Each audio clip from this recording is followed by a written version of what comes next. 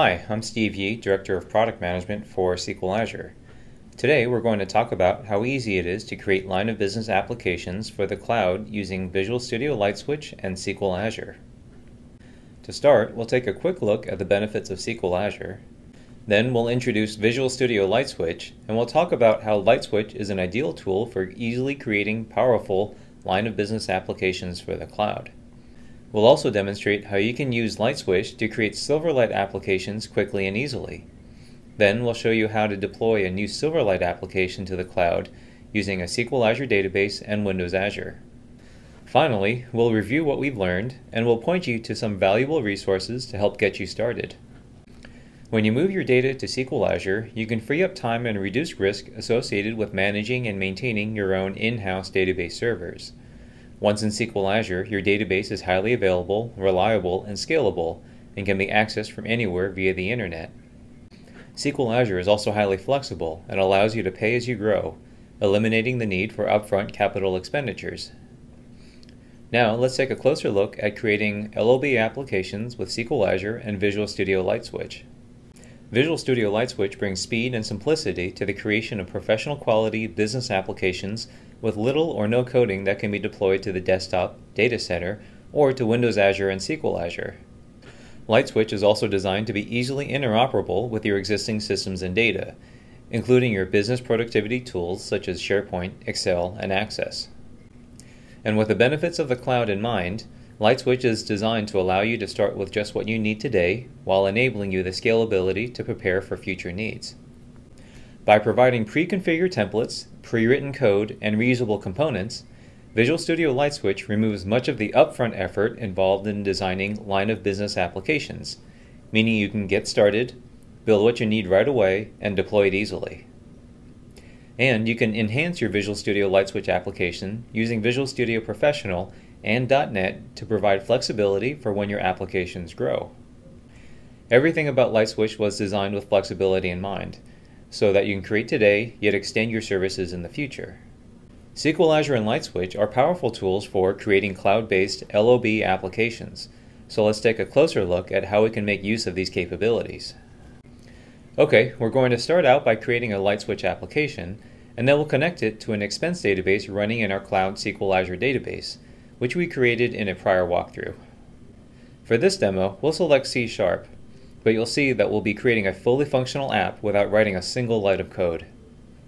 We'll give this application the name Expense Demo, and then we'll click OK. Great, now we have a new Visual Studio LightSwitch application. So the first thing we'll need to do is identify a data source. So click on Attach to External Data Source, select Database. Now we'll enter the name of our SQL Azure database, our username and password.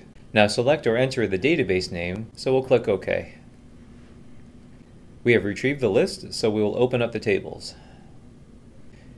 We have a few extra tables, since this SQL Azure database is being synchronized with an on-premises SQL server using SQL Azure Data Sync, and then click Finish.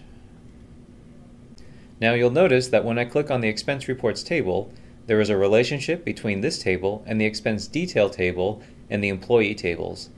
These relationships are defined by the foreign keys in the database itself. The interesting thing to notice is that LightSwitch is smart enough to understand these relationships based on the database structure. The first thing we're going to do is make a few quick changes to the employee table. First, we'll change the data type for email address to email address, and then we'll change the data type for business phone, home phone, mobile phone, and fax number to phone number.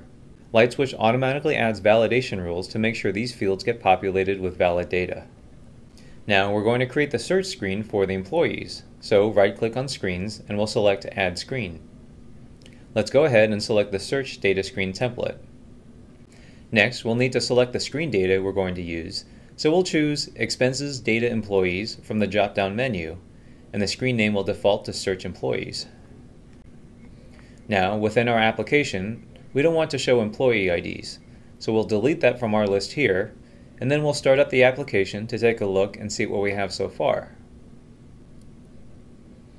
So now we have our employees search screen.